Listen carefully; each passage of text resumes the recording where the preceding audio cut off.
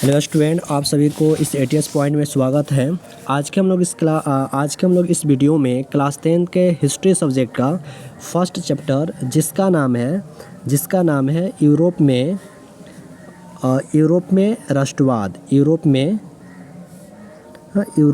राष्ट्रवाद। इस चैप्टर से जितने भी ऑब्जेक्टिव क्वेश्चन 2011 से लेकर 24 तक की बोर्ड एग्ज़ाम में पूछ चुका है, उन सभी क्वेश्चनों को मैं लेकर आया हूँ।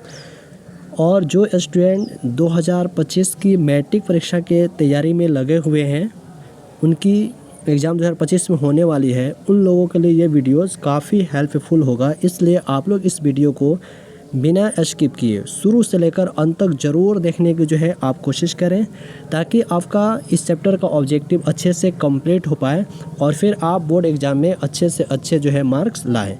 क्योंकि ये चैप्टर आपके बोर्ड एग्ज़ाम के लिए बहुत ही इम्पोर्टेंट चैप्टर है। क्योंकि इस चैप्टर से आप यहाँ देख सकते हैं कि 2000 जब से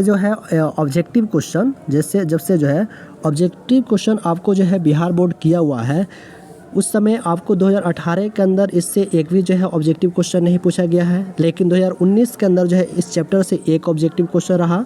2020 में 2 ऑब्जेक्टिव क्वेश्चन पूछा गया है।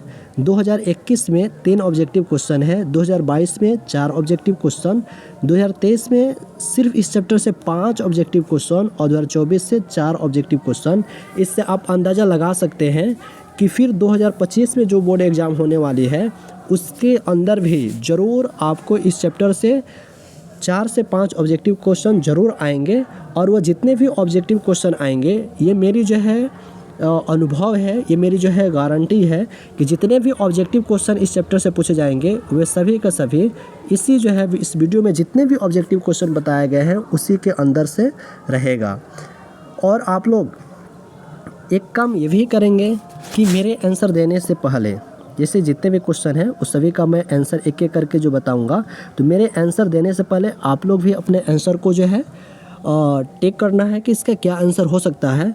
और फिर लास्ट में कमेंट बॉक्स में बताएंगे कि आपने टोटल इस 39 क्वेश्चन में आपका कितना क्वेश्चन सही रहा। तो चलिए हम लोग चलते हैं डायरेक्टली अब क्वेश्चन की तरफ।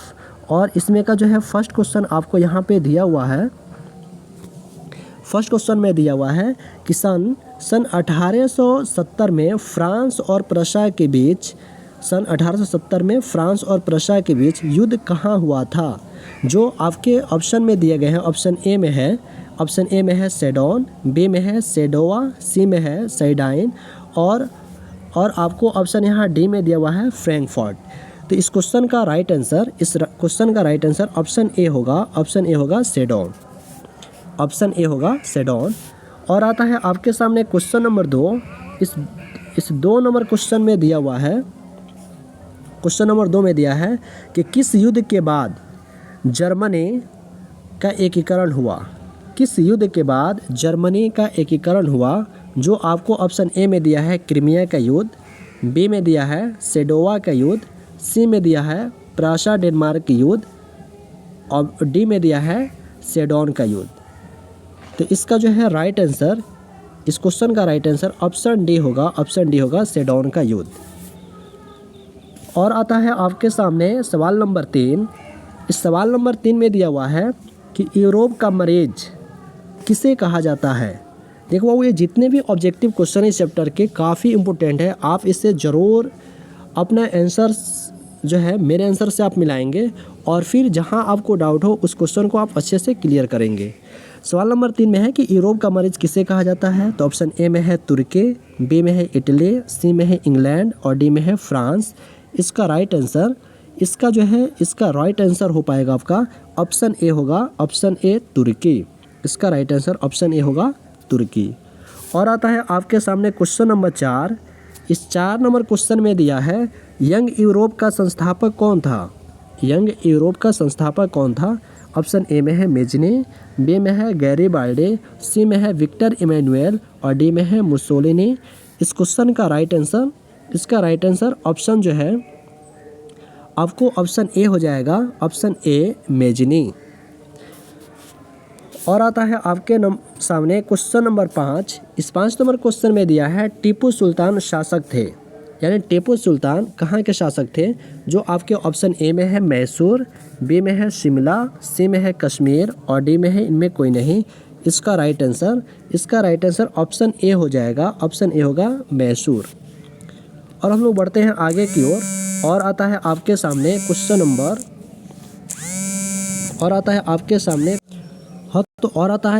यहाँ क्वेश्चन नंबर 6 में दिया हुआ है कि गैरिबाल्डी पेशे से क्या था? जो ऑप्शन ए में है सिपाही, बी में है किसान, सी में है जमींदार और डी में है नाविक। इस क्वेश्चन का राइट आंसर ऑप्शन डी होगा नाविक। जो गैरिबाल्डी जो था वह पेशे से नाविक था। और आता है आपके सामने क्वेश्चन नंबर 7 नंबर क्वेश्चन में दिया है कि फ्रैंकफर्ट की संधि पर हस्ताक्षर कब हुई थी?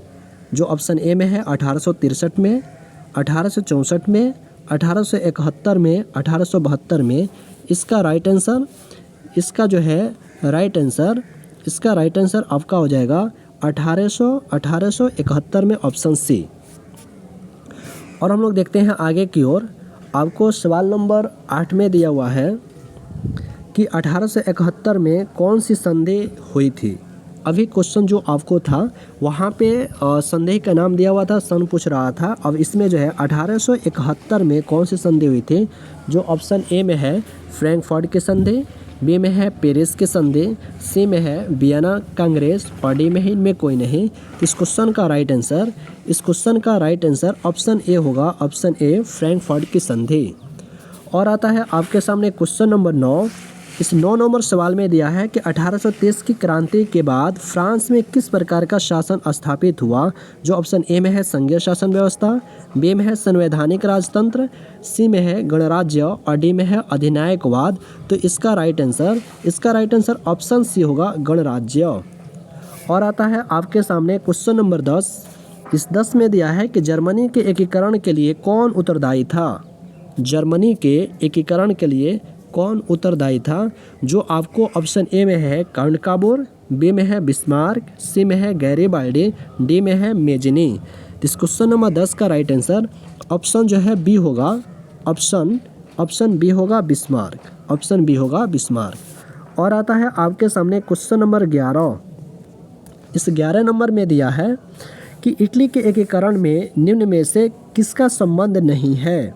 जो आपको ऑप्शन ए में है बिस्मार्क, बी में है मेजिनी, सी में है काबोर और डी में है गैरिबाल्डी। तो इस क्वेश्चन का राइट आंसर ऑप्शन ए होगा, option A Bismarck.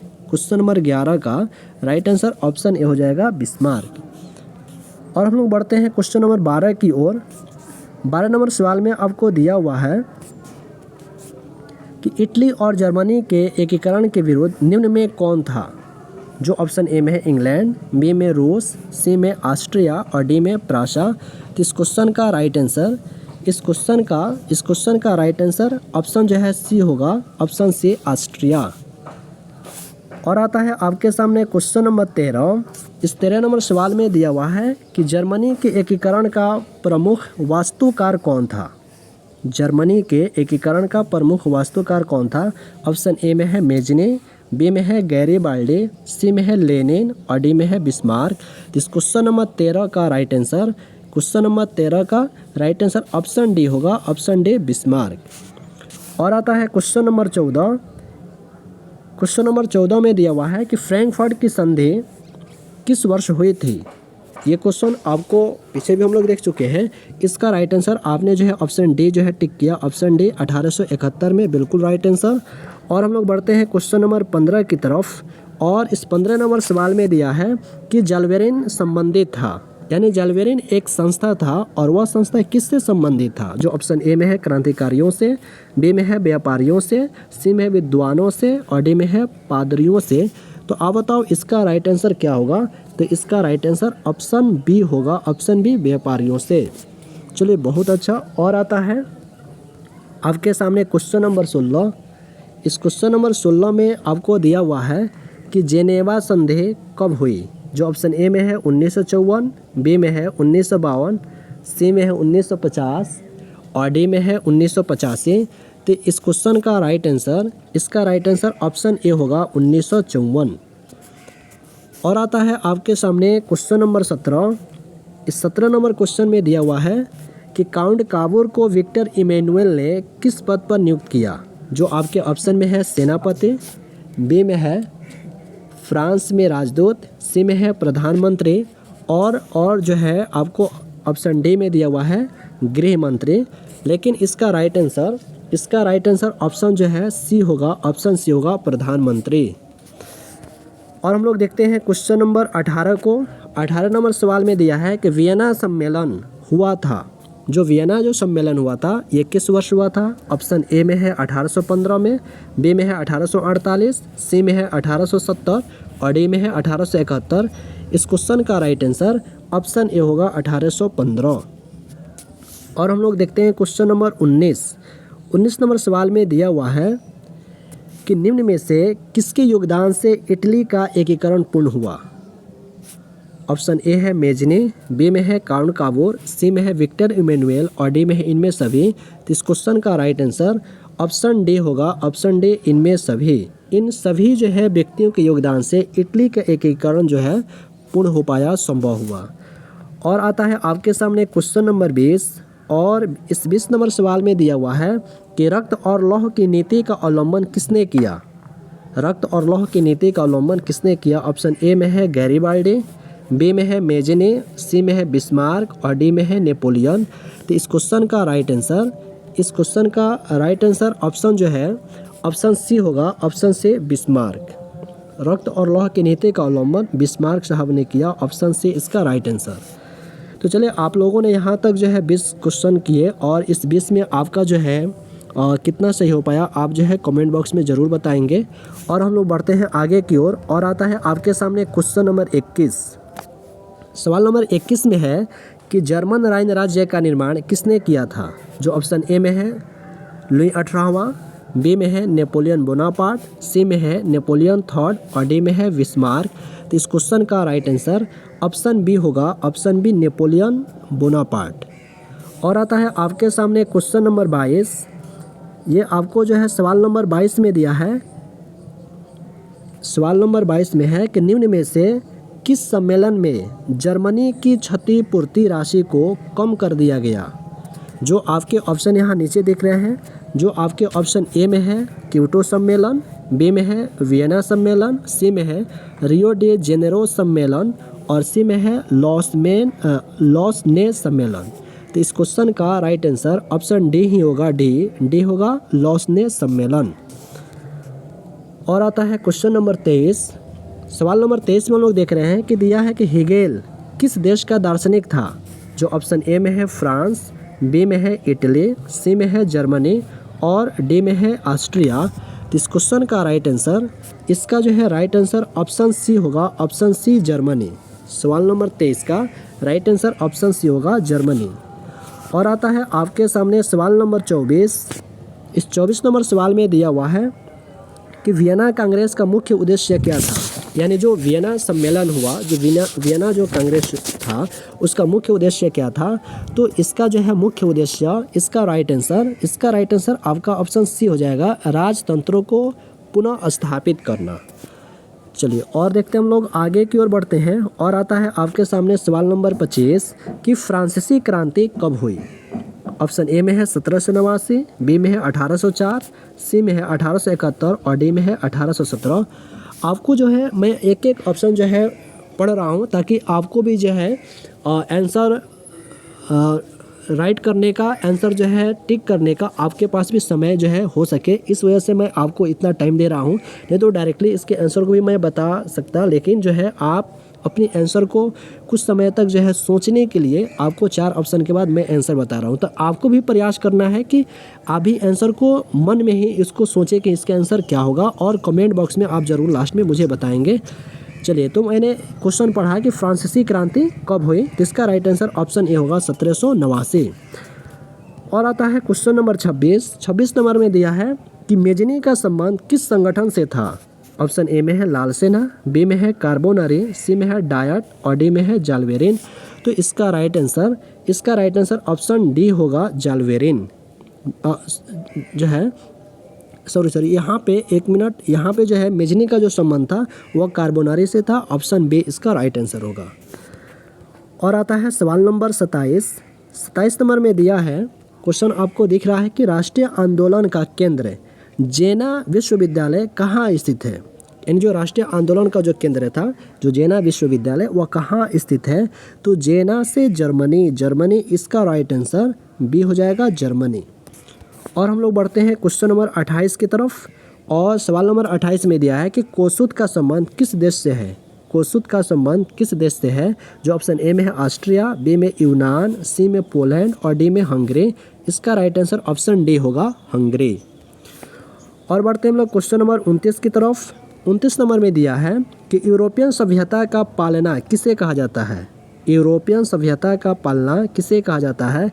Option A में है यूनान, बी में है पुर्तगाल, सी में है इंग्लैंड और डी में है पोलैंड। तो इसका राइट आंसर ऑप्शन ए होगा, यूनान।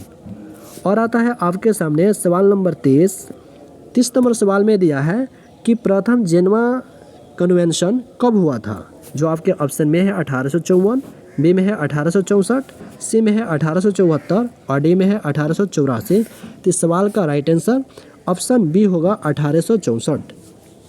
1864 इसका राइट आंसर होगा। तो अभी तक हम लोग जो है इस चैप्टर से 30 क्वेश्चन कंप्लीट किए हुए।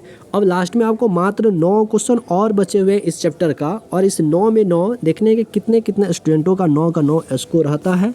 जिनका भी स्कोर रहेगा आप मुझे कमेंट बॉक्स में बताएंगे कि यस सर मेरा जो है 9 का 9 स्कोर रहा। अब आता है आपके सामने सवाल नंबर 31 में दिया है कि इटली का एकीकरण कब पूर्ण हुआ। जो आपके ऑप्शन ए में है 1861, बी में 1871, सी में 1720 और डी है 1817। जो इसका राइट आंसर ऑप्शन बी होगा, 1871। आगे बढ़ते हम लोग सवाल नंबर 32 की तरफ। 32 नंबर सवाल में है कि लुई फिलिप किस देश का शासक था। ऑप्शन ए है जर्मनी, बी में है फ्रांस, सी में है ऑस्ट्रिया और डी में है इटली। तो इसका राइट आंसर ऑप्शन बी होगा, फ्रांस। लुई फिलिप फ्रांस देश का शासक था। और आता है सवाल नंबर 33। तो सवाल नंबर 33 में दिया हुआ है, सवाल नंबर 33 में आपको यहाँ पे दिया हुआ है कि निम्न में से कौन मित्र राष्ट्रों के गुट में शामिल नहीं था। निम्न में से कौन मित्र राष्ट्रों के गुट में शामिल नहीं था। ऑप्शन ए में है ब्रिटेन, बी में है जर्मनी, सी में है फ्रांस और ऑप्शन जो है डी में दिया है रूस। तो इसका राइट आंसर ऑप्शन बी होगा, जर्मनी। और आता है आपके सामने सवाल नंबर 34। सवाल नंबर 34 में दिया गया है कि बोहेमिया निम्न में से किस देश के अधीन था। जो बोहेमिया था वह निम्न में से किस देश के अधीन था। तो इसका राइट आंसर ऑप्शन ए हो जाएगा, ऑस्ट्रिया के अधीन था, ऑस्ट्रिया का अधीन। और आया आपके सामने क्वेश्चन नंबर 35 नंबर सवाल में है कि 1871 में विलियम प्रथम कहाँ का सम्राट बना। जो ऑप्शन ए में है इटली, बी में है इंग्लैंड, सी में है जर्मनी और डी में है पोलैंड। तो सवाल नंबर 35 का राइट आंसर ऑप्शन सी होगा, जर्मनी का सम्राट बना। और आया आपके सामने सवाल नंबर 36 में दिया हुआ है कि लुई 16वें को फांसी कब दी गई। जो ऑप्शन ए है 1748, बी में 1793, सी में 1798 और डी में 1854। तो इसका राइट आंसर ऑप्शन बी होगा, 1793। और बढ़ते हम लोग आगे की ओर। और सवाल नंबर 37 में दिया हुआ है कि पोट्सडम की घोषणा के बाद किसने आत्मसमर्पण किया। जो ऑप्शन ए में है फ्रांस, बी में है जापान, सी में है वियतनाम और ऑप्शन डी में है भारत। तो इसका राइट आंसर ऑप्शन बी होगा, जापान। और हम लोग बढ़ते हैं सवाल नंबर 38 की तरफ। कि सार्डिनिया का राजा कौन था। तो आपने चैप्टर को पढ़ा है, ये आप क्वेश्चन को अच्छे से टिक करेंगे कि सार्डिनिया का जो राजा था कौन था। तो ऑप्शन ए होगा, विक्टर इमैनुएल। और इस चैप्टर का लास्ट क्वेश्चन आता है आपके सामने। आपको फुल टाइम दिया जाएगा इसको जो है समझने के लिए। जो लास्ट क्वेश्चन है कि इटली के एकीकरण का प्रमुख नायक कौन था। अगर आपसे पूछा जाए कि इटली के एकीकरण का प्रमुख नायक किसको कहा जाएगा, तो क्या मेजनी भी योगदान दिया था, काबुर भी दिया था, गैरिबाल्डी भी दिया था। ये तीनों व्यक्ति का योगदान है, इसलिए इसका राइट आंसर ऑप्शन डी होगा, इनमें सभी। तो इस तरीके से हम लोगों ने इस चैप्टर के टोटल 39 क्वेश्चन को जो है कंप्लीट किए, जो आई होप मैं आशा करता हूं कि आपको ये ऑब्जेक्टिव क्वेश्चन बहुत अच्छा लगा होगा और ये एग्ज़ाम की दृष्टि से काफ़ी इम्पोर्टेंट भी है। ये वीडियोज़ आपको कैसा लगा मुझे आप कमेंट बॉक्स में बताएं, और फिर आपने कितने क्वेश्चन को सही कर पाएँ आप ये भी जो है मुझे कमेंट बॉक्स में बताएंगे। फिर मिलते हैं हम लोग अगले वीडियो में, तब तक के लिए जय हिंद।